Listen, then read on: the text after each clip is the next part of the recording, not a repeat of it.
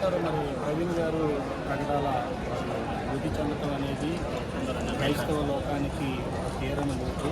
ఎందుకంటే ఆయన యొక్క మాటలు ఈ క్రైస్తవ ప్రపంచాన్ని మరి ధైర్యంగా తిరిగేటట్లుగా చేయడమే కాకుండా క్రైస్తవ లోకానికి ఒక నక్షత్రం లాంటిది.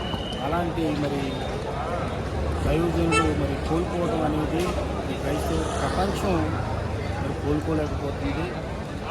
దీని వెనుక మరి చాలా పెద్ద కుట్ర అనేది దాగుందనని మేమందరం కూడా భావిస్తూ ఉన్నాం.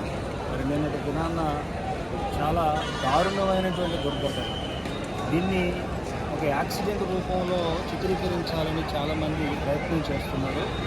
కానీ దీన్ని Bible open university India international వారు తీవ్రంగా ఖండిస్తుంది. ఇది ముమ్మాటికి హత్యే అని మరి ఖచ్చితంగా చెప్పగలం. ఎందుకంటే మరి యాక్సిడెంట్ అయ్యేటువంటి వాతావరణం అనేది అక్కడ ఏం కనబడటం లేదు. అక్కడ జరుగుతున్నటువంటి ఆయనకు ఉన్నటువంటి గాయాలు కానీ ఇవన్నీ కూడా ఉద్దేశపూర్వకంగా ఒక ఆయనను హత్య చేసినట్లుగానే కనబడుతున్నాయి.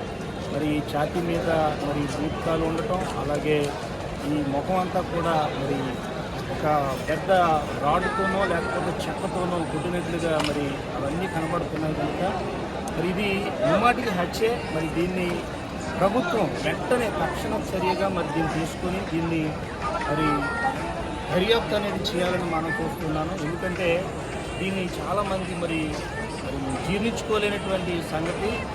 ప్రభుత్వాలు వెంటనే దిగి రావాలి. ఇప్పటికొచ్చి ఎమ్మెల్యే కూడా ఇక్కడ వచ్చే పరిస్థితి లేదు. ప్రభుత్వం ఏమి స్పందించడం లేదు. కనుక వెంటనే వారందరూ కూడా చొరవ తీసుకుని క్రైస్తవ మరి ప్రపంచానికి మరి తీరని లోటుగా ఉన్నటువంటి దీన్ని ప్రతి ఒక్కరూ కూడా స్పందించి తగు చర్యలు తీసుకోవాలని మనం చూస్తూ ఉన్నాం.